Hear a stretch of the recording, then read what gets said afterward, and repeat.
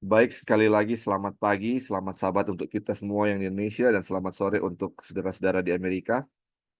Hari ini hari Sabat tanggal 14 Desember ya, 2024. Kita akan memulaikan kita punya pelajaran dari buku Everlasting Covenant atau Perjanjian Kekal. Saat ini kita sudah masuk di chapter 33 ya, tentang kemenangan yang sia-sia dan kekalahan. Tapi seperti biasa kita akan bahas sedikit apa yang sudah kita bahas sebelumnya supaya dia punya cerita tetap eh, sambung ya, tidak hilang dari ingatan kita. Kita akan review secara singkat apa yang kita sudah bahas sebelumnya. Jadi di chapter 32 ini 32 judulnya tentang masuknya bangsa Israel ke tanah Kanaan atau entering the promised land ya.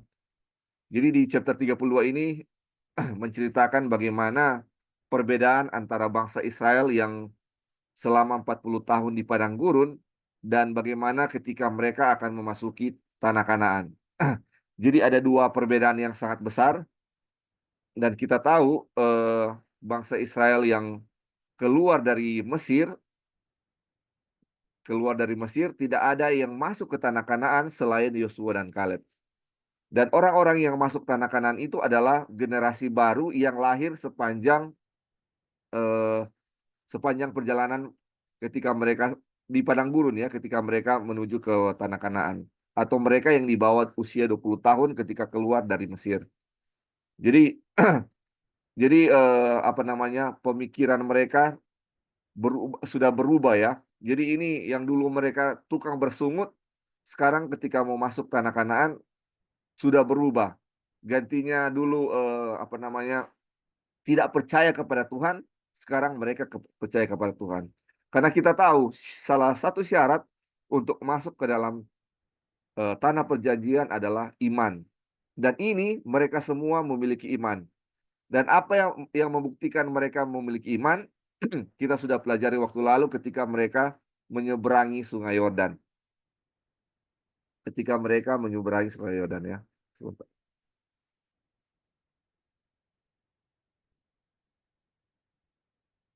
Jadi kita tahu ada sedikit perbedaan antara ketika bangsa Israel menyeberangi Laut Teberau atau Laut Merah dan ketika mereka menyeberangi Sungai Yordan.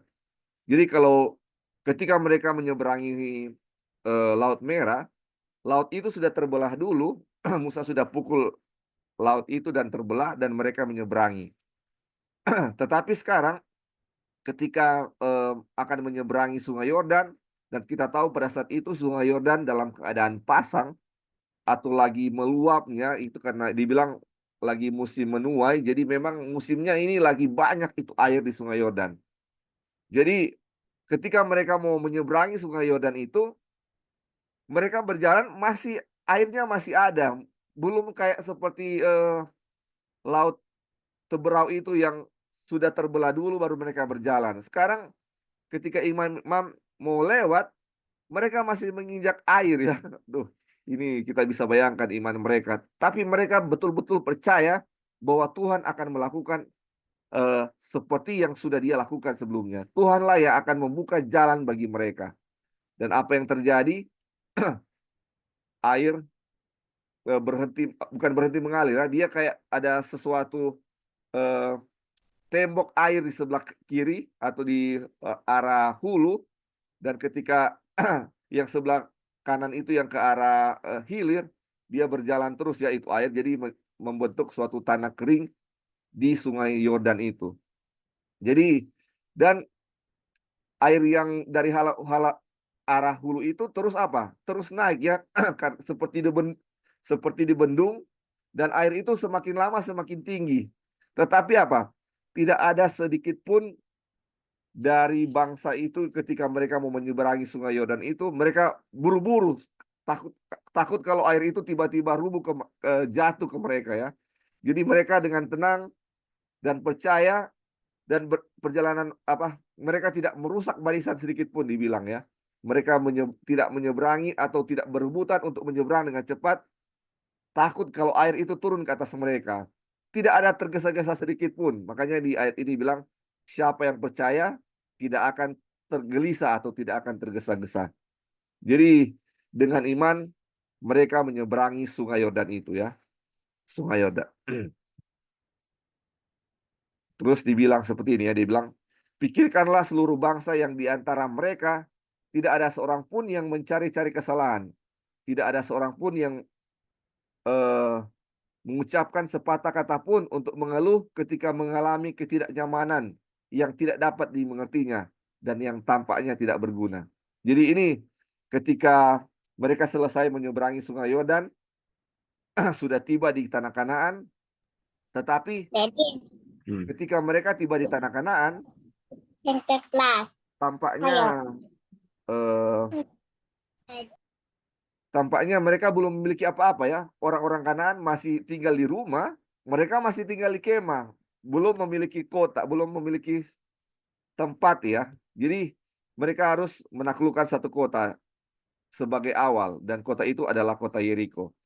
Dan bayangkan untuk menaklukkan kota Yeriko yang mereka lakukan adalah apa? Kita sudah tahu semuanya, mengelilingi kota itu selama 6 hari satu kali. Dan pada hari yang ketujuh mereka harus mengelilingi kota itu 7 kali. Jadi total ada 13 kali. 13 kali untuk mengelilingi kota Yeriko itu. Dan saudara-saudara bisa bayangkan, Yeriko itu dikelilingi oleh tembok yang sangat kuat. Selama mereka mengelilingi kota itu dari hari pertama sampai hari ke-6, mengelilingi kota itu, tidak ada satupun batu yang koyak atau jatuh dari tembok itu. Tidak ada sedikit pun semen dari tembok itu yang jatuh atau rontok atau ada tanda-tanda mau pecah. Tidak ada, saudara-saudara. Dari hari pertama sampai hari ke-6 atau sampai ke 12 kali putaran, tembok itu sama seperti itu. Atau sampai putaran ke-13, temboknya masih sama. Masih kokoh seperti semula. Tidak ada apa? Tanda-tanda mau rubuh. Bayangkan. Dan ini bilang, tidak ada satupun orang yang apa? Mengeluh. Bayangkan kalau orang-orang Israel yang ketika keluar dari Mesir mengalami hal seperti ini, tentunya sudah banyak persungutan yang akan kita lihat di situ ya. Sedangkan makanan masih ada, cuma persediaannya yang sudah menipis, mereka sudah mengeluh kepada Musa. Apalagi ini untuk menaklukkan kota itu, cuma mengelilingi seperti orang bodoh dibilang ya. Mengelilingi kota itu, masuk ke tenda. Kelilingi tembok, masuk ke tenda. Dan ini ketika mereka melakukan hal tersebut, mereka di apa? Diolok-olok oleh orang apa?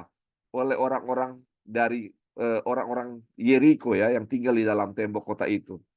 Ini tidak ada sejarah perang dimanapun ketika untuk menaklukkan sebuah kota mereka mengelilingi hanya berjalan mengelilingi ya. Tidak ada sejarah seperti itu. Dan mereka menjadi bahan olokan dari orang-orang Yeriko.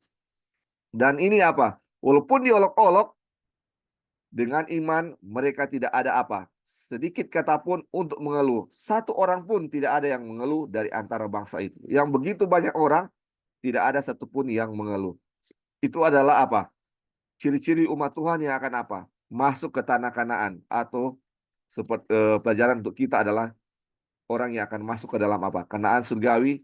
Tidak ada satu sedikit pun keluhan ketika kita mengalami ketidaknyamanan atau mendapat olokan ya. Mendapat olokan dari orang lain. Nah, setelah pada hari yang ketujuh kita sudah tahu mereka harus mengelilingi kota itu 7 kali. Nah, dibilang setelah 7 kali dibilang bersoraklah sebab Tuhan telah apa? Menyerahkan kota ini kepadamu. Nah, kita baca ya. Dibilang mengapa mereka harus bersorak-sorai? Karena Tuhan telah memberikan kota itu kepada mereka. Mereka harus bersorak atas kemenangan. Tetapi bukti apa yang ada bahwa kemenangan telah diraih? Mereka tidak dapat melihat kemenangan itu. Dibilang, oh, iman adalah bukti dari hal-hal yang tidak kelihatan.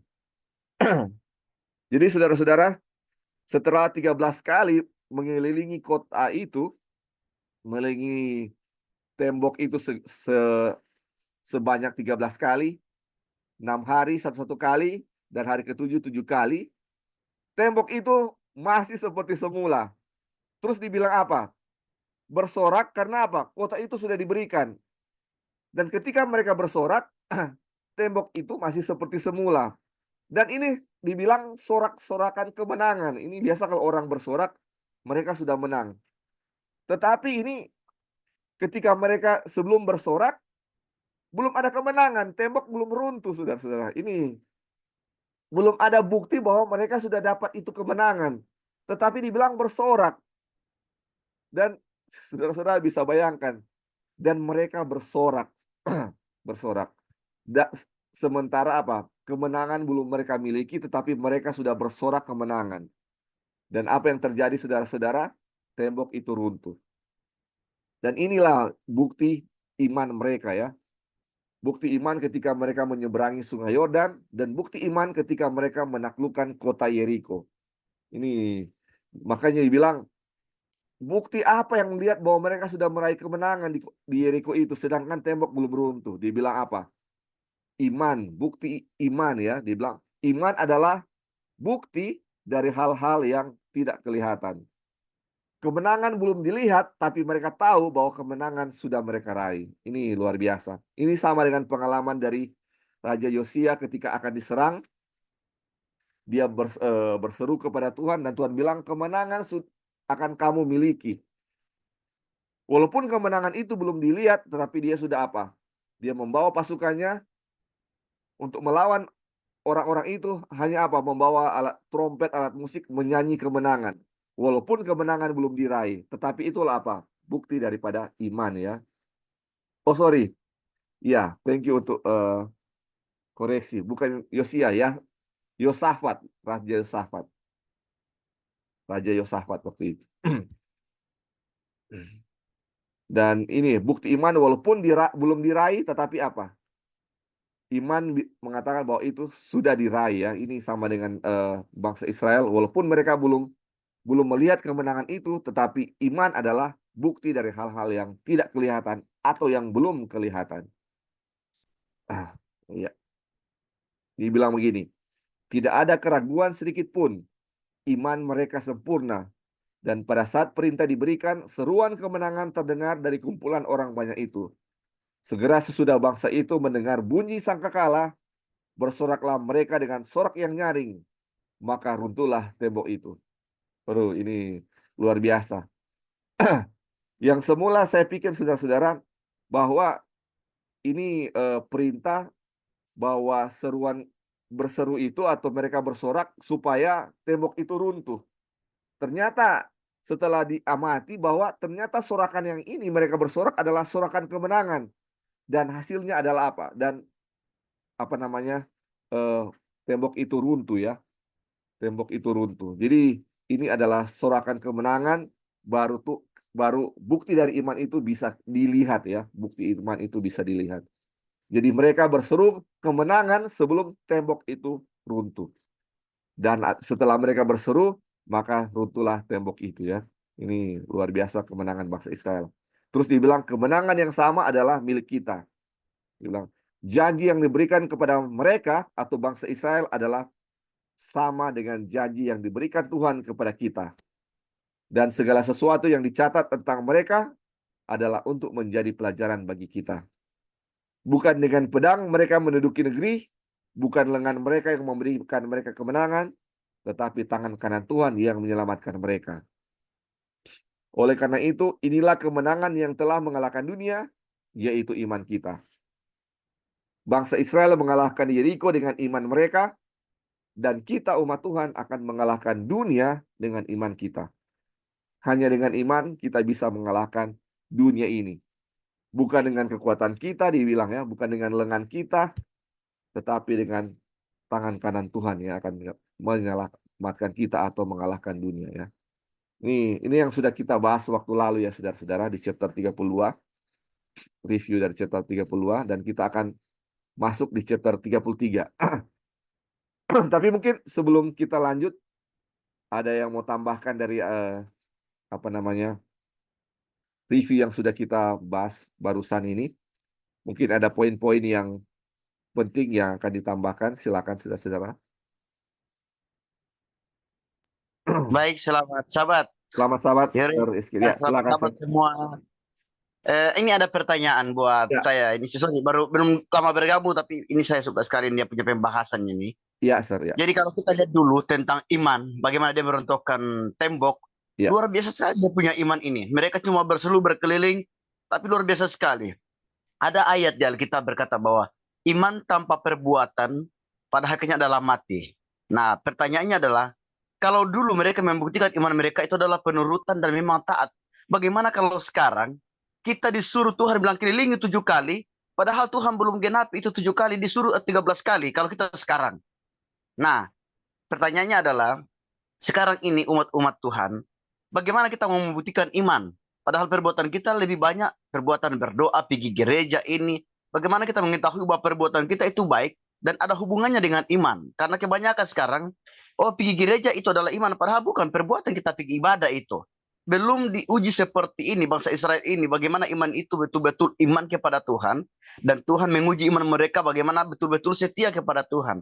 Kalau kita bandingkan sekarang ini, cuma sedikit masalah langsung menyerah, lari. Terima kasih. ya, terima kasih, Sir Iskil ya. Jadi, ada pertanyaan saudara-saudara di sini.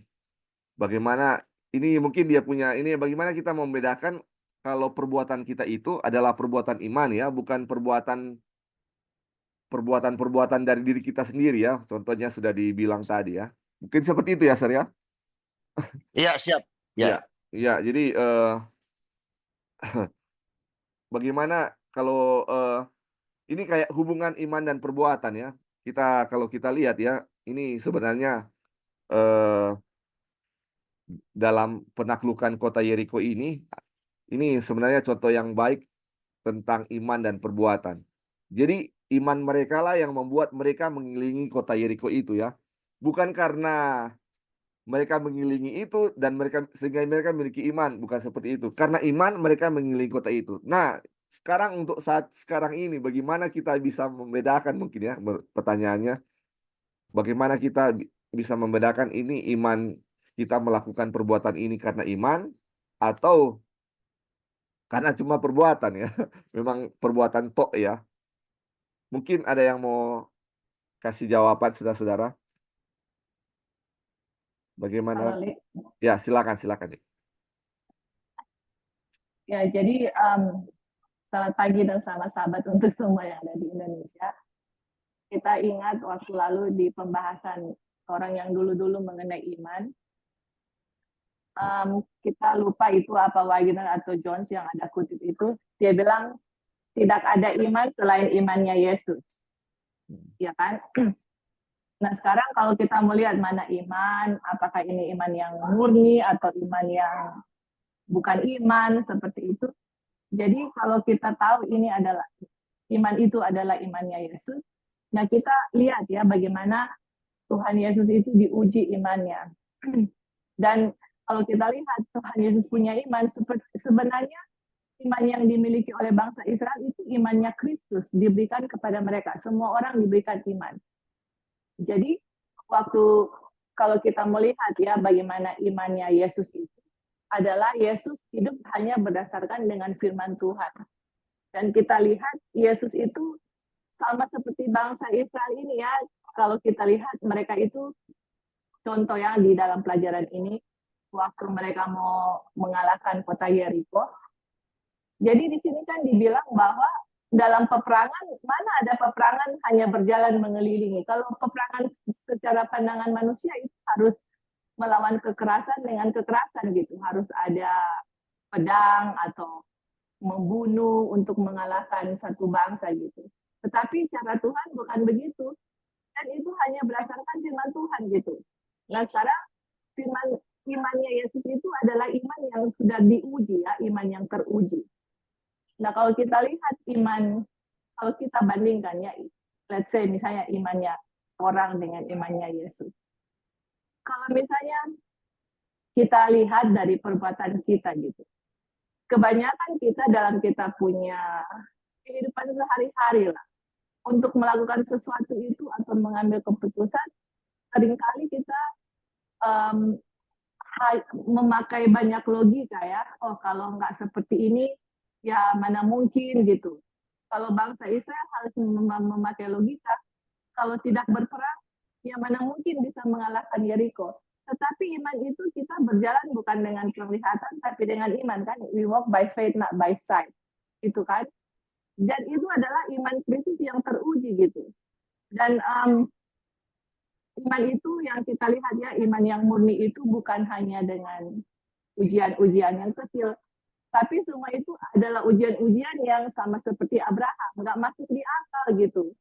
Bagaimana mereka mempunyai anak dalam usia tua, bagaimana sudah punya anak sekarang harus dikorbankan, itu yang mereka punya cerita-cerita mereka itu sangat luar biasa gitu, yang mana secara akal manusia nggak mungkin gitu, punya anak sudah tua, istri sudah mandul, sudah nggak mungkin punya anak. Tapi kalau firman Tuhan bilang seperti itu, itulah yang terjadi walaupun dalam pandangan manusia itu nggak masuk di akal gitu.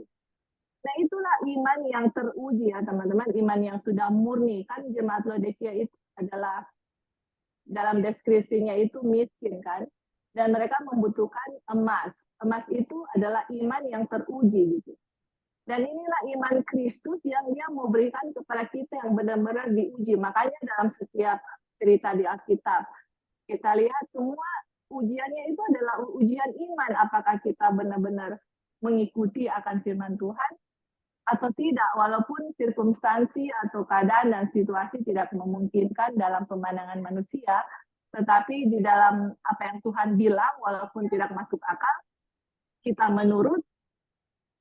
Dan ujian iman itu akan timbul seperti emas. Tetapi kita harus tahu bahwa penurutan itu semua berasal dari Tuhan, bukan dari diri kita. Makanya ada tulisan Ellen White, dia bilang, semua perbuatan kita itu sudah terkontaminasi dengan dosa. Seperti orang yang kena penyakit leprosi ya, atau kusta, mau pegang apapun, sudah terkontaminasi dengan dia punya penyakit. Sama dengan kita punya perbuatan apapun yang kita lakukan itu adalah kontaminasi dengan dosa. Karena apa? Kita punya motif itu dalam penurutan atau kita melakukan sesuatu, itu berdasarkan selfish motif. Dan Ellen White bilang, bangsa Israel begitu. Mereka punya penurutan itu karena takut dihukum oleh Tuhan, takut begini, takut begitu. Kita lihat sejarah bangsa Israel ya. Ini bukan cerita yang mereka menyeberang Sungai Yordan, bukan ya. Jadi dalam cerita bangsa Israel itu, penurutan mereka itu berdasarkan selfish atau karena takut dihukum kalau nggak menurut gitu, takut kena hukuman gitu. Dan kalaupun mereka menurut karena ketakutan, itu bukan hasil dari iman, itu selfish ya, itu selfish motive. Kalau penurutan itu berdasarkan dari iman itu, tidak peduli apapun sirkumstansi kita, kalau Tuhan bilang A, kita akan berjalan dengan A. Kita ingat, kita lupa lagi, Wagner atau Jones, dia kasih dia punya ilustrasi. Ada seorang pria itu mau berjalan. Di depannya itu jurang gitu ya. Jurang, tidak ada yang menopang. Tetapi kalau Tuhan bilang kamu harus jalan, itu firman Tuhan yang akan topang di bawahnya gitu. Sama seperti Petrus, Tuhan bilang berjalan di atas air secara pemandangan manusia, kalau kita jalan di air itu pasti akan tenggelam. Tapi firman Tuhan itu seperti menopang kita ya, kalau kita jalan di air, firman itu yang menopang kita tidak jatuh. Tuhan bilang jalan misalnya di gunung itu, terus di depan kita itu jurang, kalau dia bilang jalan, akan ada topangan. Nah, seperti itulah iman yang akan kita, yang seperti itulah iman yang diuji ya, iman yang benar-benar teruji, dan itulah iman Kristus yang dia berikan kepada kita. Jadi sekarang pertanyaannya, bagaimana saya tahu ini iman kita atau apa? Kalau buat kita, tunggu sampai iman kita ini benar-benar diuji, baru kita ketahuan apakah berdasarkan dengan iman yang sejati ya. Bisa saja berdasarkan selfish motive. Oh itu mereka ke gereja. Oh ini begini atau menolong orang supaya orang puji atau seperti itu bukan itu Ellen White bilang setiap perbuatan baik kita pun terkontaminasi dengan dosa karena yang kita lakukan itu supaya ada orang yang puji atau ada orang yang senang atau ada orang tapi bukan berdasarkan dengan apa yang Tuhan lakukan. Dan kalau kita melakukan dengan apa yang Tuhan lakukan yang benar-benar tulus itu nggak akan ada kita merasa oh saya sudah memberi ini, saya sudah lakukan ini, saya sudah begini-begini enggak. Karena yang kita tahu yang melakukan itu adalah Tuhan Yesus sendiri. Oke, Li, mungkin itu dia punya jawaban. Thank you.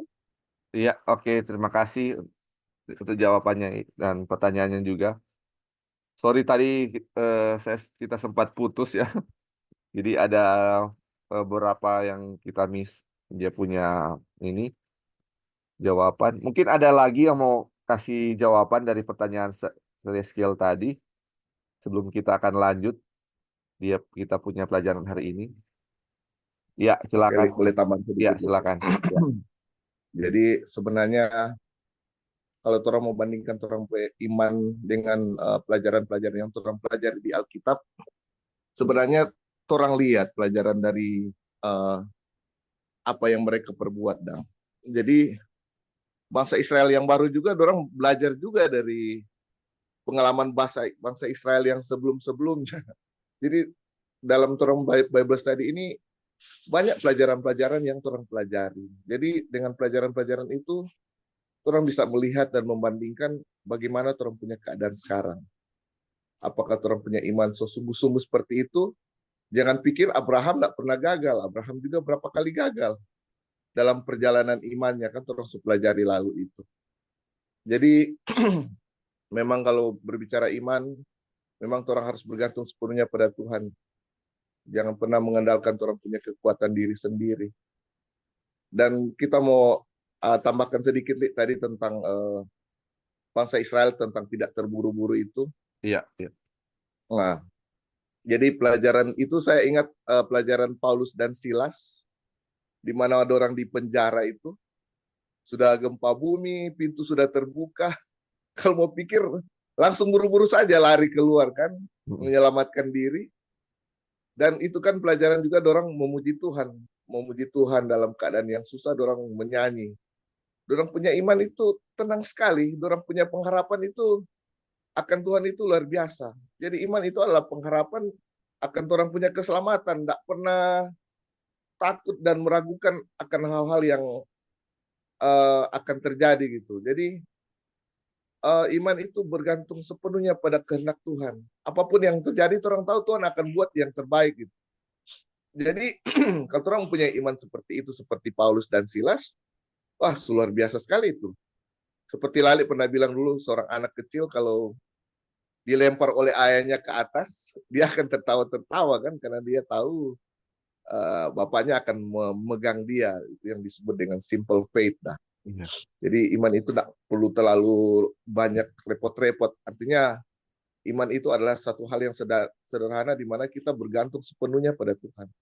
Tidak peduli dengan keadaan apapun, orang tahu Tuhan itu sangat mengasihi orang.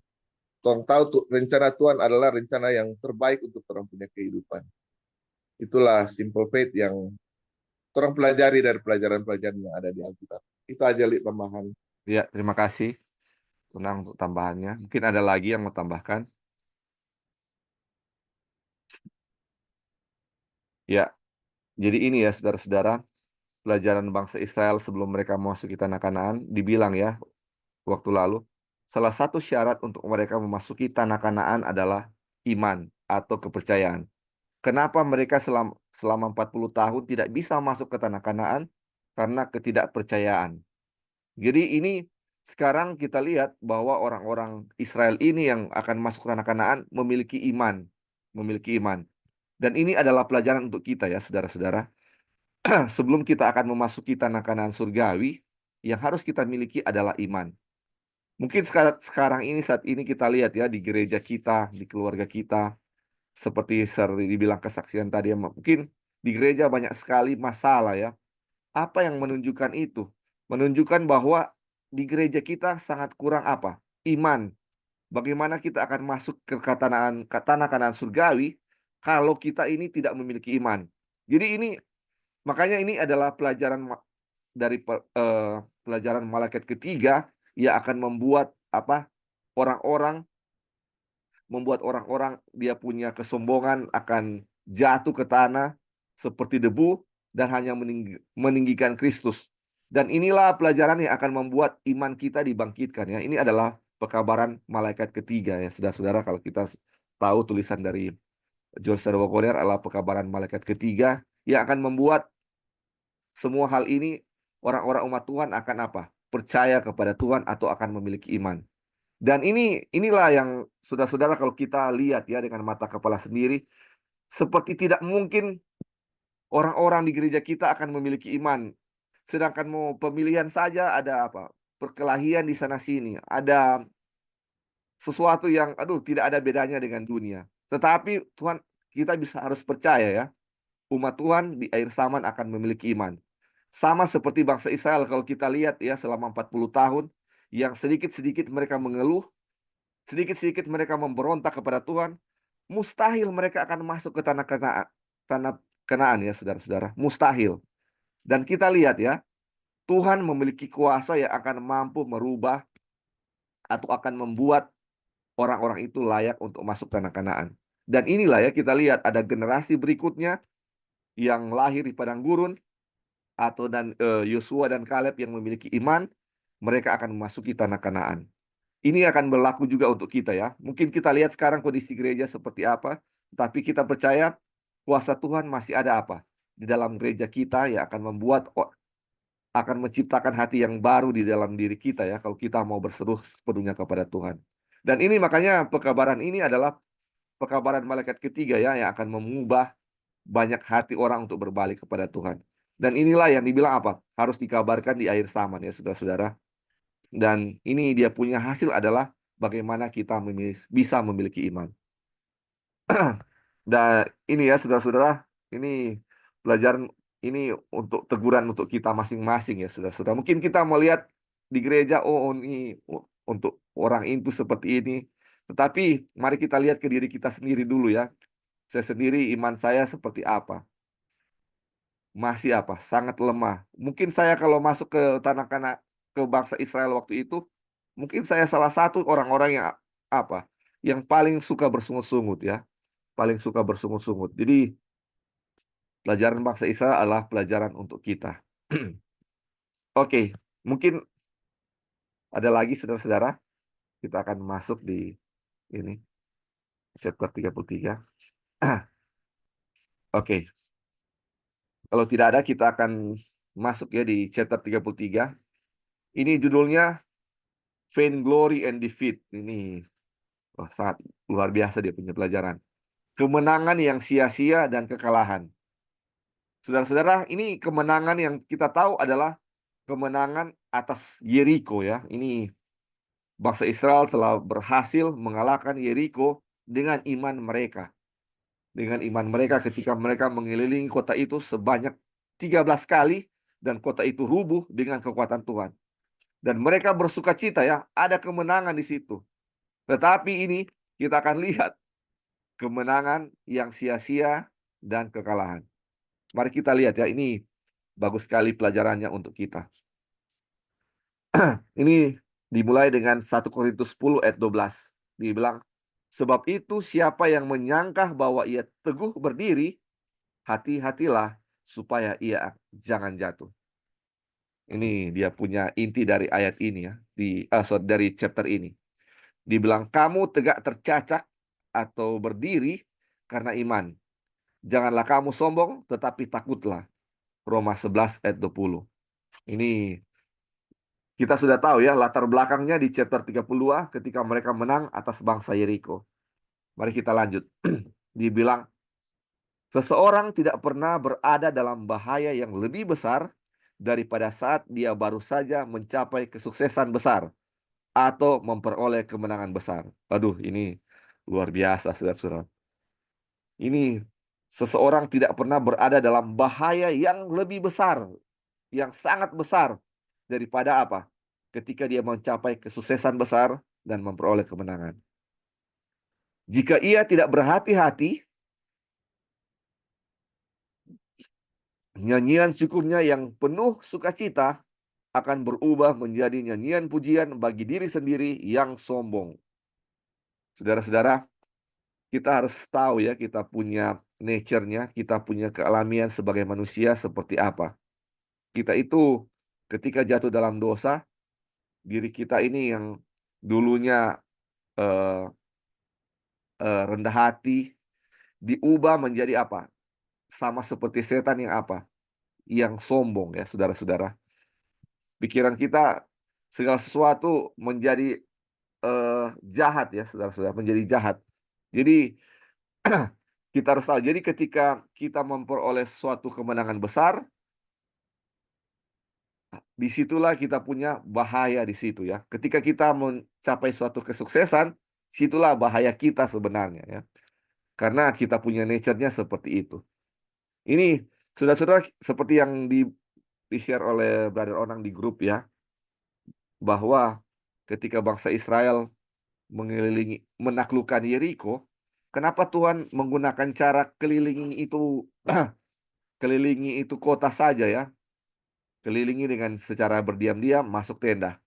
Mengelilingi kota itu, masuk tenda. Tidak ada tidak ada senjata yang digunakan, tidak ada peperangan yang digunakan. Salah satu tujuannya adalah supaya bahwa bangsa itu tidak berpikir bahwa mereka lah yang mengalahkan Yeriko. Tetapi ini sepenuhnya Tuhanlah yang apa? Yang mengalahkan Yeriko. Karena mereka hanya mengelilinginya saja ya. Dan Tuhanlah yang merubuhkan tembok itu. Itulah supaya tidak ada satu orang pun yang berpikir bahwa mereka lah yang menaklukkan Yeriko itu. Tetapi saudara-saudara, walaupun sudah dengan cara seperti itu, sudah ini Kak bilang nggak ada celah sedikit pun supaya mereka bisa mengambil keuntungan, tetapi toh ya mereka masih apa? Masih merasa sombong, saudara-saudara. Aduh, ini luar biasa ya. Manusia punya kejahatan sangat luar biasa. Dimulai dengan pengakuan akan kuasa Allah dan pujian serta ucap syukur atas kuasa itu, manusia secara tidak sadar menempatkan dirinya sebagai pengganti Allah dan beranggapan bahwa hikmat dan kekuatannya sendirilah yang telah membawanya kepada keberhasilan dan kemenangan. Dengan demikian, ia mempersilahkan dirinya diserang ketika ia yakin akan dikalahkan. Karena ia telah memisahkan diri dari sumber kekuatan. Hanya di dalam Tuhan, Yahweh atau Yehova, ada kekuatan yang kekal. Aduh, saudara-saudara, ketika kita merasa bahwa diri kita sudah hebat, ada kesuksesan, disitulah kita apa dibilang? Kita mempersilahkan diri kita untuk dikalahkan, di mana kita memisahkan diri dari sumber kekuatan. Bukan Tuhan yang memisahkan dirinya dari kita, tapi kitalah yang memisahkan diri kita dari Tuhan ketika kita apa? Merasa sombong ya. Ini makanya dibilang dosa yang paling sulit seperti sulit dikalahkan atau seperti penyakit yang sulit disembuhkan seperti kusta adalah apa? Kesombongan atau menganggap diri benar atau menganggap diri hebat ya saudara-saudara. Ini yang paling susah dan ini dialami oleh bangsa Israel dan dialami juga kita saat ini ya saudara-saudara. Ini merasa diri paling hebat. Apa dia punya latar belakang ketika mereka merasa diri hebat? Kita lihat ya. Dan ini kita sudah tahu ketika mereka akan apa? Menyerang kota Ai. Kita lihat ya. Dibilang, Yosua menyuruh orang dari Yeriko ke Ai yang letaknya dekat Bet Awen di sebelah timur Betel dan berkata kepada mereka, demikian, pergilah ke sana dan intailah mereka itu. Maka pergilah orang-orang itu ke sana dan mengintai kota Ai. Kemudian kembalilah mereka kepada Yosua dan berkata, tidak usah seluruh bangsa itu pergi. Biarlah hanya kira-kira 2 atau 3.000 orang pergi untuk mengempur Ai itu. Janganlah kau susahkan seluruh bangsa itu dengan berjalan ke sana. Sebab orang-orang di sana sedikit saja. Aduh, luar biasa. Terus dibilang, maka berangkatlah kira-kira 3.000 orang dari bangsa itu ke sana, tetapi mereka melarikan diri di depan orang-orang Ai. Sebab orang-orang Ai menewaskan kira-kira 36 orang dari mereka. Lalu tawarlah hati bangsa itu amat sangat. Yosua 7 ayat 2 sampai 5. Jadi saudara-saudara, ini mereka baru saja mengalami kemenangan. Dan kita tahu kalau kita baca ya di buku Ellen White, di Para Nabi dan Bapa, ketika mereka mau menyeberang sebelumnya ya untuk tanah Kanaan dan ini ke kota Ai, sebenarnya bukan maksud Tuhan untuk mengirim ini mata-mata ini atau pengintai ya. Dan ini ketika Yosua kirim ini 2 orang ke sana, menyuruh orang ke, bukan 2 orang ya, menyuruh orang ke Ai ini, pergilah intai itu, ini bukan perintah Tuhan ya. Mungkin Yosua ini pengalaman sebelum-sebelumnya ya, ketika mau masuk ke Yeriko dia kasih pengintai. Ketika dulu sebelumnya waktu zaman Musa, dia adalah Yosua ini adalah salah satu pengintai ketika mereka mengintai tanah Kanaan, yang salah satunya kota Yeriko. Dan ketika mereka terakhir mau masuk Yeriko, mereka pun kirim pengintai ya. Dan ini mau masuki kota Ai, walaupun tanpa perintah Tuhan, ini Yosua kirim pengintai ya. Dan inilah yang saudara-saudara ya, ini ada rasa mereka hebat ketika mereka sudah mengalahkan Yeriko. Makanya ketika pengintai itu balik, mereka lihat cuma orangnya sedikit di sana. Dia bilang apa? Kirimnya 2.000 atau 3.000 orang, 2 atau 3.000 orang untuk gempur ini ya. Jadi ada range, sudah ditentukan jumlah mereka ya. 2 paling rendah 2.000, paling tinggi 3.000 ya. Ini kalau kita lihat ya secara kasat mata. Paling rendah 2.000, paling tinggi 3.000. Dan Yosua kirim berapa? Yang maksimal sesuai dari yang dikatakan pengintai itu 3.000 ya. Dibilang 2.000 sampai 3.000, tapi Yosua kirim 3.000. Yang maksimalnya itu. Tetapi inilah saudara-saudara, mereka tidak mengandalkan Tuhan untuk berperang di sana. Jadi mereka menaklukkan Yeriko hanya dengan mengilingi. Tetapi Ai yang cuma kecil, mereka mau berperang. Ini saudara-saudara, ini adalah perbuatan ya. Bagaimana, ini adalah contoh bagaimana iman dan perbuatan. Ketika menghadapi masalah besar, kita berdoa kepada Tuhan, mengandalkan iman. Ketika ada masalah kecil, kita menggunakan kekuatan kita, menganggap bahwa kita bisa ya. Makanya saya pernah baca ya, mendengar yang dari tentang pembenaran oleh iman dari Cameron Schofield. Dia bilang, ketika mau pakai kaos kaki pun, dia bilang, ketika mau pakai kaos kaki pun harus bertanya, Tuhan, apakah saya yang melakukannya ini atau dia bilang, walaupun memakai kaos kaki, dia bilang, Tuhan lakukanlah ini dalam diri saya ya.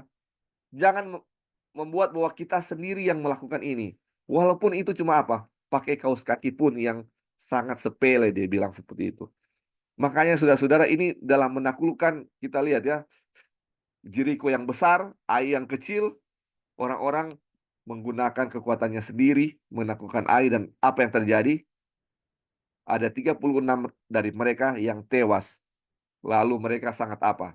Sangat tawar hati atau tawar hati dan sangat kecewa ya, dibilang sangat kecewa dengan kekalahan itu ya saudara-saudara. Itu yang terjadi waktu itu ketika mereka mau menaklukkan kota Ai yang kecil. Oke. Sampai di sini saudara-saudara, ada yang mau tambahkan? Bagaimana pengalaman bangsa Israel ini? Ketika mereka baru saja berhasil mengalahkan kota Yeriko yang besar, yang bertembok tinggi, tetapi harus kalah dengan kota Ai yang kecil. Kota Ai yang kecil. Bagaimana kita lihat ya, dia punya bagaimana iman mereka yang dulu menaklukkan Yeriko, sekarang tidak ada lagi ya. Dan memang kita harus ingat saudara-saudara, iman adalah melakukan apa yang Tuhan firmankan. Melakukan apa yang Tuhan firmankan. Jadi ketika mereka menaklukkan kota Yeriko, Tuhan bilang apa? kelilingi kota itu dan mereka melakukan apa yang Tuhan lakukan, perintahkan atau firman Tuhan ya. Dan mereka tidak menggunakan kekuatan mereka. Tetapi ketika mau serang Ai, mereka tidak bertanya kepada Tuhan, tetapi langsung apa? Pergi untuk menaklukkan kota Ai itu dengan kekuatan mereka. Tidak menggunakan apa yang dibilang firman Tuhan, tidak ada di situ. Tidak ada kekuasa dari apa? Firman Tuhan di situ. Makanya dia punya hasil adalah apa? Kekecewaan atau kekalahan. Oke, ada yang mau tambahkan sebelum kita lanjut? Ya, silakan. Ya, silakan. Ya, kalau kita lihat cerita ini, mereka mau mengintai kota Ai. Sebenarnya waktu sebelum pertama kali itu yang mereka mengintai itu juga, itu sebenarnya bukan rencana Tuhan Iya, yang Yosua dengan rencana Tuhan. Kaleb. Iya, Ya kan? iya Kenapa betul. itu bukan rencana Tuhan? Karena Tuhan tuh bilang kamu akan memiliki tanah Iya, itu. Yang betul. ngapain mau harus mengintai? Ngapain mau Mau intai-intai ya? orangnya, iya, mau orangnya seperti raksasa kayak, mau kotanya tinggi seperti apa kayak. Firman Tuhan bilang kamu akan memiliki itu. Nah, kenapa harus pergi terus lihat tanah itu seperti apa, orangnya itu seperti apa? Emangnya kita mau bikin apa, pertanyaannya kan? Emangnya kalau orangnya banyak seperti itu dan apapun apalah hasilnya, emang pertanyaan emangnya Ngana mau bikin apa gitu? Baru selesai Tuhan kalahkan Jericho, Tuhan sendiri yang lakukan. Sekarang mereka mau try untuk sekarang orang mau lakukan dengan orang punya usaha kita. Nah, itulah yang pelajaran pembenaran oleh iman yang mau di-emphasize di sini adalah biarkan Tuhan lakukan, teman-teman. Kalau kita yang lakukan pasti akan kalah. Kalau usaha yang kita akan lakukan, saya akan lakukan tanpa Tuhan atau tanpa nasihat dari Tuhan, tanpa firman Tuhan, kita sudah tahu pasti hasilnya apa. Jadi dalam setiap langkah kita bertanya, yang tadi Lali bilang, apa ini jalan Tuhan? Apakah ini langkah yang Tuhan mau saya lakukan atau enggak? Kalau kita tidak meminta konsol dari Tuhan dan kita lakukan, kita tahu hasilnya akan seperti apa. Nah, pelajaran pembenaran oleh iman berikan pelajaran kepada kita bahwa setiap apapun yang kita lakukan, minta petunjuk dari Tuhan. Dan kalaupun sepertinya tidak masuk di akal, tapi kalau firman Tuhan bilang firman Tuhan itu yang akan melakukan, yang akan menopang kita. Itulah iman Kristus yang tadi yang tanya. Dan itulah iman yang harus kita miliki. Saya bicara ini teman-teman bukan berarti saya sudah praktekkan semua. Ini jadi pelajaran untuk kita dan ini challenge untuk kita bagaimana saya mau mempraktekkan juga dalam kehidupan kita sehari-hari. Oke, thank you. Ya, terima kasih. Betul sekali ya. Jadi ini utusan-utusan ini atau pengintai-pengintai ini sebenarnya bukan maksud Tuhan, tapi karena mereka mengusulkan kepada Musa ya dan akhirnya Tuhan mengizinkan mereka ya, biarlah. Jadi kebanyakan dari pikiran-pikiran mereka ya karena ketidakpercayaan, tetapi apa? Tuhan izinkan itu terjadi ya, saudara-saudara. Dan akhirnya apa? Dia punya hasil. Ketika mereka waktu di zaman Musa tinggal mengirim 12 pengintai, akhirnya 10 pengintai bilang apa? Tidak bisa kita mau apa? Tidak bisa kita mau kalahkan bangsa itu. Bangsa itu orang-orang raksasa ya. Temboknya tinggi-tinggi, tidak mungkin kita bisa kalahkan mereka. Itulah karena apa? Kenapa mereka berpikir tidak bisa kalahkan? Karena mereka berpikir bahwa mereka lah yang akan berperang. Kekuatan mereka lah yang akan berperang melawan kekuatan bangsa itu. Mereka tidak Mereka tidak mengandalkan kekuatan Tuhan sehingga mereka merasa tidak bisa ya. Itulah ya. Makanya mereka tidak bisa masuk ke tanah Kanaan waktu itu. Dan sekarang terjadi lagi di bangsa Ai. Ini meremehkan. Jadi melihat sebaliknya. Kalau dulu mereka takut, sekarang mereka memandang enteng ya, saudara-saudara.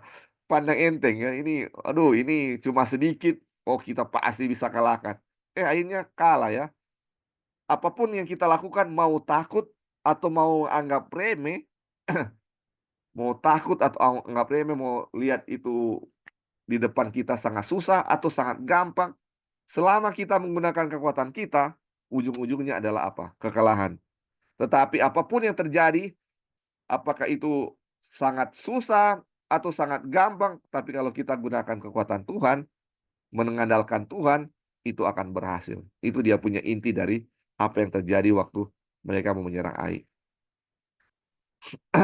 Oke, mungkin ada lagi sebelum kita lanjut. Oke, kalau belum ada kita lanjut ya. Dia punya subjudulnya, tidak ada yang tak terhindar dari bahaya. Kisah Yeriko dan Ai adalah jawaban yang cukup bagi mereka yang mengulang-ulangi dengan penuh keyakinan seolah-olah itu berasal dari kitab suci. Pepatah yang mengatakan sekali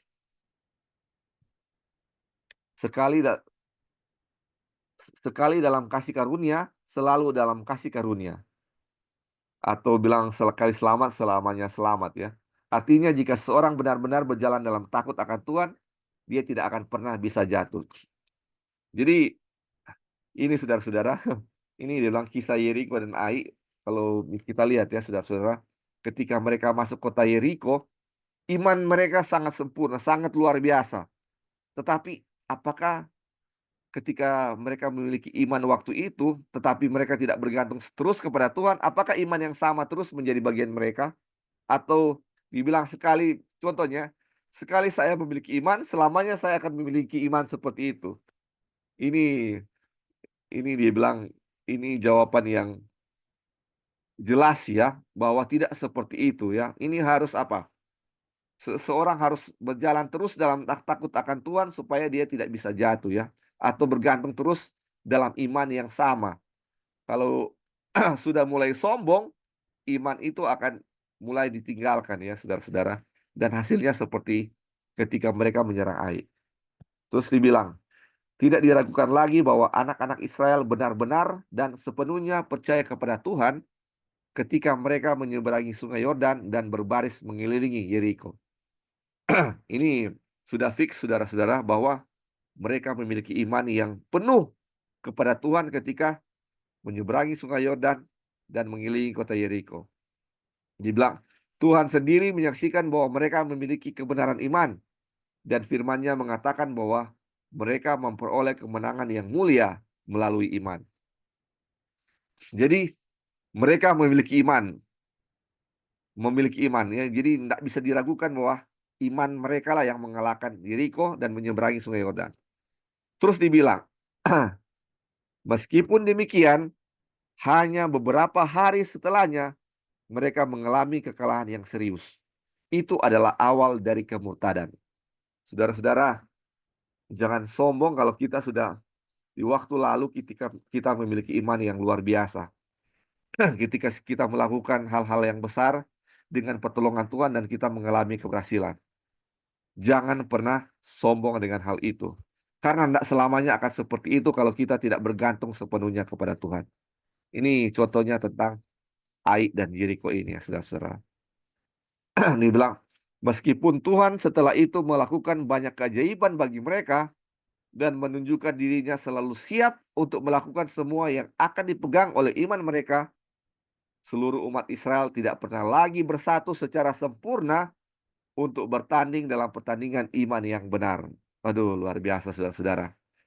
Kalau dulu ketika memasuki tanah Kanaan mereka berbaris dengan teratur, hati mereka bersatu dengan sempurna. Sekarang tidak seperti itu lagi. Tidak pernah lagi bersatu secara sempurna seperti itu ketika mereka memasuki tanah Kanaan atau kota Yeriko ini. Aduh, hanya sesaat dibilang. Hanya untuk sesaat setelah pencurahan Roh Kudus pada hari Pentakosta, banyak dari mereka yang percaya dengan satu hati dan satu jiwa. Tetapi persatuan dan kekuatan yang sama dalam iman yang sempurna akan disaksikan kembali antara umat Tuhan di bumi sama pasti dengan janji Tuhan. Saudara-saudara, ini adalah pelajaran untuk kita ya saudara-saudara. Dan untuk memasuki tanah Kanaan harus ada apa? Roh persatuan, ada satu hati di mana satu hati dalam memegang iman sama seperti apa? Umat Tuhan ketika pada hari Pentakos banyak mereka yang percaya dengan satu hati dan satu jiwa. Dan dibilang ini akan apa? Diulangi lagi kembali ketika kita akan memasuki tanah Kanaan surgawi ya. Ketika Pentakos ini juga kayaknya ke satu hati, satu pikiran ini, satu jiwa. ketika mereka akan memasuki tanah Kanaan secara tanah Kanaan ya atau kota Yeriko, dan ini akan dimiliki lagi ketika kita akan memasuki tanah Kanaan surgawi. Ada satu hati, ada satu iman yang kuat ketika kita akan memasuki Kanaan surgawi. Tetapi dibilang ya, hati-hati kalau sebelum itu ya, bahwa iman itu memang harus betul-betul dipegang. Kalau kita merasa sombong, kita akan sama seperti pengalaman bangsa Israel akan jatuh ketika apa? Menghadapi bangsa Ai atau kota Ai ya. Oke, mungkin ada yang mau tambahkan saudara-saudara bahwa dari subjudul No One Beyond Danger atau tidak ada yang terhindar dari bahaya ini. Sebelum kita lanjut, jadi ada perbedaan ya ini atau ada bahaya kalau kita merasa sombong, itu adalah apa? Awal kemurtadan. Bahwa iman yang dulu kita pernah miliki tidak akan seperti itu lagi. Ya, silakan Nang, tadi mau tambahkan. Oke, kalau orang mau baca di Yosua pasal 7 itu, sebenarnya kekalahan terhadap kota Ai itu bukan cuma karena Akan ya. kepercayaan diri mereka, tapi karena dosa Akan tuh kalau orang mau baca di situ. Iya. Mana akan mengambil, iya. Jadi itu adalah salah satu penyebab juga dari hal itu. Sehingga Yosua merendahkan diri di hadapan Tuhan dan meminta ampun. Tapi kalau mau baca kutipan Ellen White, Tuhan tidak marah sama Yosua langsung menghukum dia. Tapi Tuhan memperlihatkan apa yang menyebabkan sampai itu kegagalan itu terjadi. Dibilang Tuhan reveal, kasih buka semua, sampai Yosua tahu, oh ternyata ini yang menyebabkan kita punya kegagalan. Jadi Tuhan itu luar biasa ya, maha kasih, maha penyayang, itu Ellen White tulis. Sehingga saat orang melakukan kesalahan, orang tidak dihukum langsung. Waktu orang berbuat salah langsung dihukum, tapi Tuhan memberikan pengampunan bagi kita. Itu aja tambahan. Oke, ya terima kasih. Jadi ini dia punya penjelasan yang ditambahkan oleh Brother Onang ini ya. Dibilang ini subjudulnya penyebab kekalahan. Dia bilang ada dosa di perkemahan ketika Israel menyerang Ai. Dan inilah penyebab kekalahan mereka. Seluruh orang menderita bukan hanya karena dosa Akan, tetapi karena semua orang telah berbuat dosa. Sesungguhnya orang yang membusungkan dada tidak lurus hatinya, tetapi orang yang benar itu akan hidup oleh percayanya. Habakuk 2 ayat 4. Jadi memang betul ya, ada dosa yang dosa Akan di situ, di mana ketika mereka merebut kota Yeriko, dibilang ya tidak boleh ambil apapun dari mereka ya, tetapi akan dia ambil baju-baju yang indah-indah dari kota itu dan dia simpan. Tapi sesungguhnya bukan cuma dosa Akan ini, tapi dibilang dosa semua orang, karena semua orang juga merasa sombong ya ketika mereka berhasil menaklukkan kota Yeriko. Makanya dibilang sesungguhnya orang yang membusungkan dada dibilang not upright atau tidak lurus hatinya atau tidak benar atau berdosa. Tetapi orang yang benar akan hidup oleh iman. Jadi ini yang terjadi waktu itu ya. Mereka salah satu tidak bisa menyebab mereka kalah dari Ai selain dari Akan, karena semua orang berdosa, karena mereka membusungkan dada ya, membusungkan dada, atau dia punya bahasa Inggris lifted up ya. Ini mereka merasa sombong ya, merasa tinggi hati karena berhasil mengalahkan Yeriko. Terus dibilang, apakah mereka dibutakan oleh tipu daya dosa dan kemudian menjadi tinggi hati dalam pikiran mereka, atau apakah peninggian diri mereka yang menyebabkan mereka jatuh ke dalam dosa? Tidaklah penting. Yang pasti adalah bahwa mereka telah memberikan tempat kepada dosa dan menjadi percaya diri yang pada dasarnya adalah dosa. Jadi mungkin muncul pertanyaan, apakah karena tinggi hati terus mereka jatuh dalam dosa? Dia bilang, iya, apakah oleh tipu daya dosa kemudian mereka jadi tinggi hati, atau karena tinggi hati baru mereka jatuh ke dalam dosa? Dibilang tidak penting itu, mana yang lebih dulu. Apakah mereka berdosa baru tinggi hati atau tinggi hati baru berdosa? Nggak penting itu. Yang pasti mereka telah berdosa. Karena apa? Menjadi percaya diri, dan itu semua adalah apa? Dosa. Terus dibilang, karena dosa mereka menderita kekalahan. Selama dosa masih mendapat tempat di dalam hati mereka, mereka tidak dapat melanjutkan penaklukan tanah itu. Aduh, ini luar biasa, saudara-saudara. Dibilang ini karena dosa mereka kalah. Karena dosa, selama masih ada dosa dalam hati mereka, tidak bisa untuk melanjutkan penaklukan tanah Kanaan itu. Tidak bisa. Mereka harus clear ya. Terus dibilang, dan ini sekali lagi membuktikan bahwa warisan yang dijanjikan yang ke dalamnya Allah memimpin mereka adalah warisan yang hanya dapat dimiliki oleh orang-orang benar, yaitu mereka yang memiliki kebenaran oleh iman. Jadi ini janji yang diberikan kepada Abraham, Ishak dan Yakub kepada bangsa Israel bahwa mereka akan memiliki tanah warisan yang dijanjikan ini hanya mereka yang bisa dimiliki oleh orang yang benar atau yang tidak ada dosanya ya, atau orang yang memiliki iman, yang memiliki kebenaran iman. Jadi kalau masih ada dosa atau tidak ada iman, mereka tidak bisa ya. Contohnya mereka stuck di kota Ai karena apa? Karena ada dosa atau tidak ada iman di sana. Oke, mungkin ada yang mau tambahkan saudara-saudara sampai di sini? Ini luar biasa ya, penyebab kekalahan dari bangsa Israel. Mungkin ada yang mau tambahkan sebelum kita lanjut? Oke, kalau belum ada kita lanjut ya. Dia punya judul suatu dugaan yang tidak beralasan. Atau suatu asumsi yang tidak beralasan. Dibilang orang-orang yang pergi untuk mengamati negeri itu membuat orang-orang percaya bahwa hanya sedikit orang yang dibutuhkan untuk merebut Ai. Karena itu adalah kota kecil. Tetapi mereka tidak memiliki dasar untuk anggapan seperti itu. Memang Ai tidak sebesar Yeriko, tetapi jumlah orang tidak ada hubungannya dengan penaklukan kota itu. Dengan iman tembok Yeriko telah runtuh, dan jika jumlah orang Israel hanya setengah atau bahkan 1/10 dari jumlah mereka, hasilnya akan sama saja.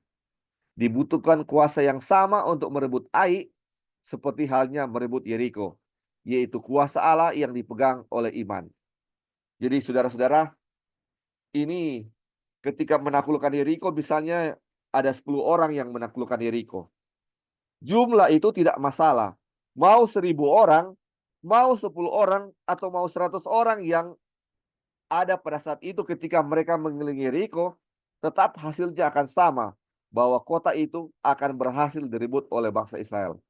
Jumlah tidak ada hubungannya dengan apa? Penaklukan kota ya, saudara-saudara. Mereka tetap akan berhasil untuk merebut kota itu karena itu Tuhan sudah berikan kepada mereka. Dan dengan iman mereka apa? Mendapatkan apa yang Tuhan telah berikan kepada mereka. Jumlah tidak ada apa? Hubungannya. Karena itu Tuhanlah yang memberikannya. Jadi ketika akan menaklukkan Ai, walaupun kotanya lebih kecil daripada Yeriko, dibilang dibutuhkan apa? Kuasa yang sama. Kalau merebut Yeriko dengan kuasa Tuhan, dalam merebut kota Ai juga harus dengan kuasa yang sama, kuasa Tuhan, kuasa yang sama. Jadi ketika ada ujian besar, saudara-saudara, misalnya misalnya kita harus membutuhkan uang 1 miliar, misalnya ya, kita butuh 1 miliar untuk pekerjaan Tuhan, kuasa yang sama juga yang kita perlukan untuk meminta Tuhan untuk 100.000 saja. Besar atau kecil, tidak ada satupun kekuatan manusia untuk bisa tidak untuk bisa mewujudkannya ya saudara-saudara. Besar atau kecil harus sama-sama kuasa Tuhan yang harus mewujudkannya itu. Sama seperti menaklukkan Yeriko dan kota Ai. Kuasa yang sama yang dipegang oleh iman. Walaupun bangsa Israel 1 juta orang atau 10 orang, hasilnya akan sama kalau mereka berseru kepada Tuhan. Jumlah tidak ada hubungannya. Ini luar biasa. Luar biasa. Mungkin ada yang mau tambahkan sampai di sini? Apakah suara saya bisa kedengaran, saudara-saudara? Karena di sini hujan keras sekali. Jelas, Li, jelas. Oh, jelas ya, bisa dengar. Ya. Oke. Loli, Ya, silakan nih. tambahkan sedikit aja di zaman kita ini nanti. Iya. Kan istilahnya ya, ada umat remnant atau umat yang sisa kan yang akan mengabarkan ke seluruh dunia. Iya, betul. Jadi 144.000 ya. Iya. Nah sekarang ada sometimes orang suka berdebat, oh ini jumlah, oh ini hanya simbol atau apa. Sebenarnya it doesn't matter kalau kita tahu pekerjaan Tuhan di Yeriko itu bangsa Israel, mau simbol kayak, mau number kayak, mau hanya 1, mau 2. Kalau Tuhan yang bekerja, itu akan berhasil gitu. Iya, Iya kan? Jadi mau bandingkan 144.000 orang dengan seluruh bangsa, pekerjaan Tuhan akan disebarkan. Gimana caranya? Don't worry, Tuhan yang akan melakukannya. Mau bilangan kayak, mau simbol, don't worry. Itu nggak ada masalah untuk Tuhan gitu loh. Jadi kalau kita bilang, is there anything too hard for the Lord? Apakah ada sesuatu yang susah untuk Tuhan? Nggak ada yang susah untuk Tuhan. Kita hanya diminta mengikuti firman-Nya. That's it. Tuhan yang akan melakukannya. Kalau kita tahu betapa besar kuasa Tuhan, nggak akan ada keraguan, ketakutan dalam diri kita atau dalam langkah iman kita. Karena kita tahu Tuhan yang melakukan. Hanya mau 1 orang kek, mau 2 orang, nggak peduli. Tuhan mau suruh jalan kek, mau apa, doesn't matter. Tuhan yang akan accomplish atau Tuhan yang akan menyelesaikan. Yang penting kita jalan dengan iman. Iman yang akan memberikan kemenangan. Oke, thank you, Li. Iya, thank you. Terima kasih. Jadi kalau kita masih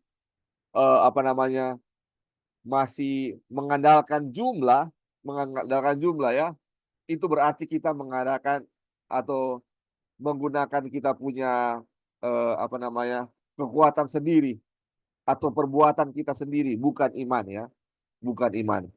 Ini sama seperti Gideon ya saudara-saudara. Dari ribuan orang Tuhan hanya pilih 300 orang ya. Karena dengan 300 orang inilah yang memiliki iman yang bisa mengalahkan ribuan jumlah orang atau musuh yang tak terhitung jumlahnya. Tuhan tidak perlu memerlukan jumlah saudara-saudara. Tuhan tidak memerlukan jumlah orang yang banyak saudara-saudara. Karena dialah yang akan melakukannya. Ini sangat luar biasa. Oke. Dibilang, ketika orang-orang itu mengatakan bahwa hanya sedikit orang yang dibutuhkan untuk merebut Ai, mereka berasumsi bahwa keterampilan militer mereka lah yang akan menjamin tanah itu untuk mereka. Aduh. Jadi mereka sudah 2.000 sampai 3.000 orang. Oh, berarti ini kita punya kekuatan militer ini sanggup kalahkan kota itu dengan 2.000 sampai 3.000 orang. Dan Yosua kirim 3.000 orang maksimal dari apa? Perkiraan mereka. Maksimal, saudara, bukan minimal. Maksimal dari perkiraan dari mata-mata itu, itulah yang dikirim oleh apa? Oleh Yosua. Tapi apa yang terjadi? Keterampilan militer dengan jumlah maksimal yang diperkirakan tidak mampu untuk apa? Merebut kota Ai yang kecil. Karena mereka menggunakan kuasa atau kekuatan mereka sendiri. Bukan kuasa Tuhan. Aduh. Terus dibilang, namun itu adalah kesalahan yang menyedihkan. Tuhan telah berjanji untuk memberikan tanah itu kepada mereka. Dan tanah itu tidak dapat diperoleh kecuali sebagai hadiah. Saudara-saudara, tanah Kanaan itu Tuhan sudah janjikan, itu hadiah. Nggak harus harus dengan usaha untuk merebutnya. Tuhan akan kasih itu, saudara-saudara. Aduh, luar biasa.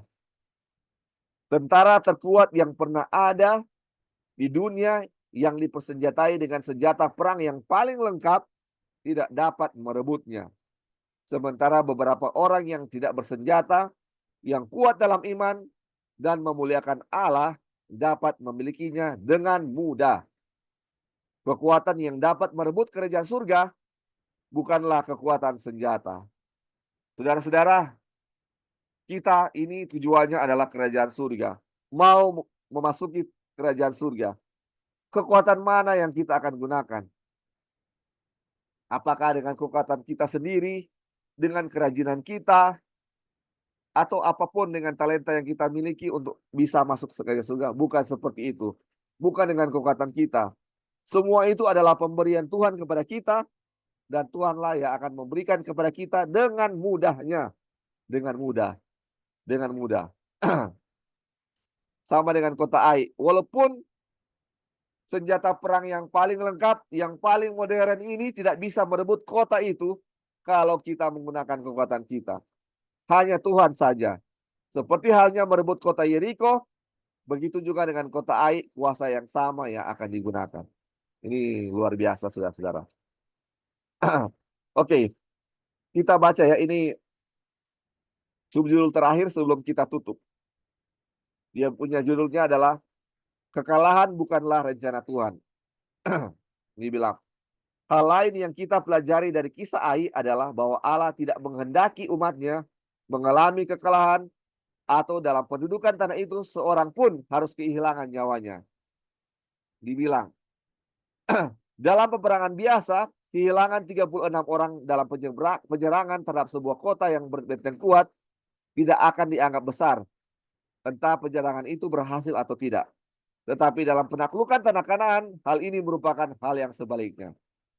Saudara-saudara, ini kalau kita lihat ya, kalau dalam sebuah peperangan, 36 orang itu kalau tewas, itu bukan suatu hal jumlah yang banyak, saudara-saudara. Ini sangat sedikit. Dalam pertempuran itu biasanya ratusan ribuan orang yang tewas ya, saudara-saudara. Kalau pertempuran yang normal, ribuan orang itu bisa tewas. Baik mereka bisa menang atau kalah, pasti ada ribuan orang yang tewas. Tetapi ini cuma 36 orang. Tapi ini dibilang, ini sebaliknya dari hal yang biasanya ini, saudara-saudara. Kenapa seperti itu? Dibilang, kita baca ya, dibilang, janjinya adalah setiap tempat yang kamu injak, yang akan diinjak oleh telapak kakimu, kuberikan kepadamu. Dan tidak ada seorang pun yang dapat bertahan di hadapanmu. Dan sekarang mereka sendiri harus melarikan diri dengan kehilangan banyak orang. Dan saudara, Tuhan berjanji bilang apa? Setiap tempat yang diinjak oleh telapak kakimu itu adalah milikmu. Ini janji Tuhan. Sekarang untuk memasuki tanah itu mereka harus apa? Melarikan diri, bahkan ada apa? 36 orang yang tewas. Sedangkan rencana Tuhan adalah ketika merebut tanah Kanaan, tidak seorang pun harus mati untuk merebut tanah Kanaan. Tidak ada seorang pun yang harus mati. Karena itu apa? Tuhan yang akan berikan. Sekarang mereka melarikan diri karena tidak mampu mengalahkan kota yang kecil. Ini luar biasa. Karena tidak mengandalkan Tuhan yang sudah berjanji bahwa Dia yang akan memberikan tanah itu kepada mereka.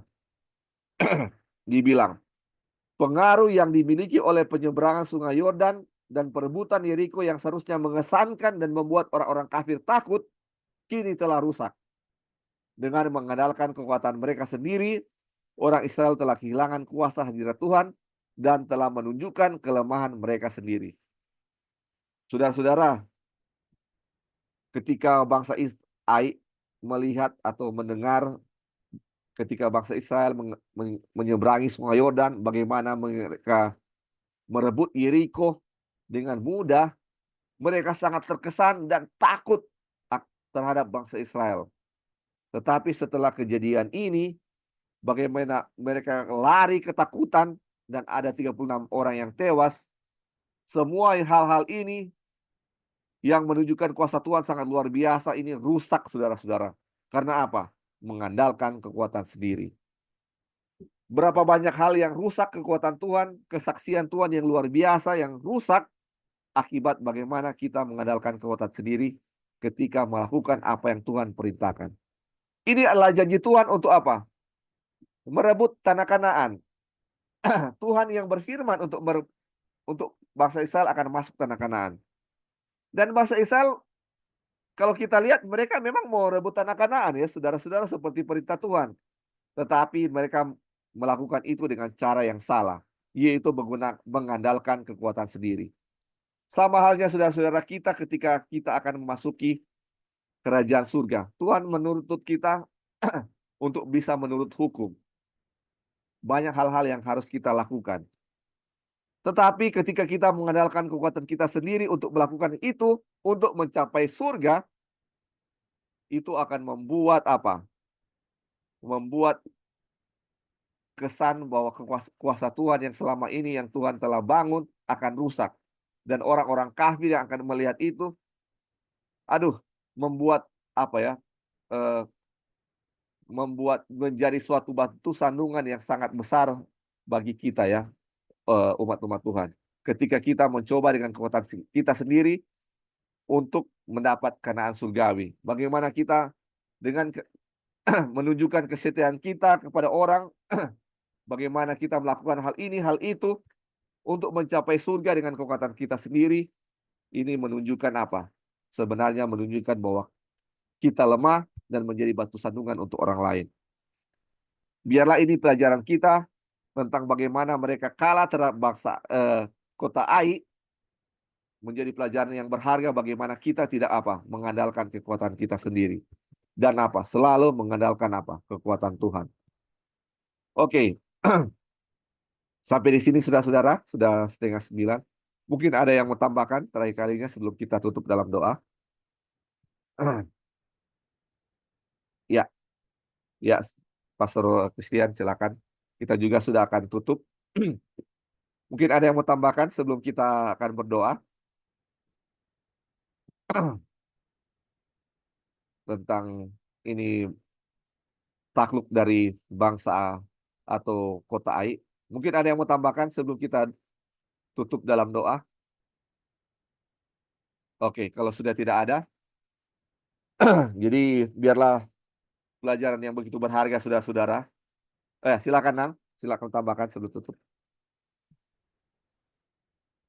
Halo? Oh, tidak ya, belum. Tidak bisa dengar tadi suaranya. Jadi pelajaran tentang bangsa Israel memasuki tanah Kanaan ini sangat berharga saudara-saudara ya. Apapun, jadi ini pelajaran untuk kita. Apapun ujian di depan kita, apapun tantangan di depan kita, mau besar, mau kecil, serahkan itu semuanya kepada Tuhan. Kadang-kadang kita saudara-saudara kalau ada cobaan besar, kita berdoa sampai berpuasa meminta Tuhan untuk apa? Campur tangan. Tetapi kalau cuma masalah kecil, enggak seperti itu. Kita enggak sampai seperti itu untuk berdoa minta kekuatan Tuhan. Hanya sekedar saja karena kita anggap bahwa itu kita bisa lakukan. Tetapi dari pelajaran ini menjadi pelajaran bahwa kita bahwa besar atau kecil, hal yang sama harus kita lakukan adalah apa? Meminta Tuhan yang bekerja untuk kita. Meminta Tuhan untuk melakukannya untuk kita. Dan meminta Tuhan supaya kita apa? Jangan sekalipun berharap untuk mengandalkan kekuatan kita sendiri. Minta Tuhan, Tuhan tolong sadarkan kita. Atau tanyakan kepada diri kita sendiri, apakah yang saya melakukan ini, saya sendiri yang lakukan atau Tuhan? Itulah yang harus menjadi pertanyaan kita ya saudara-saudara. Dan berdoa terus bahwa segala sesuatu yang kita lakukan bukan kekuatan kita. Andalkan Tuhan sendiri. Andalkan Tuhan selalu dalam setiap apa? Perbuatan atau apa yang kita akan lakukan di depan kita. Biarlah pelajaran ini menjadi bagian kita semua untuk selalu berserah kepada Tuhan. Saya bawa dalam nama Yesus. Amin. Kita akan tutup ya, saudara-saudara.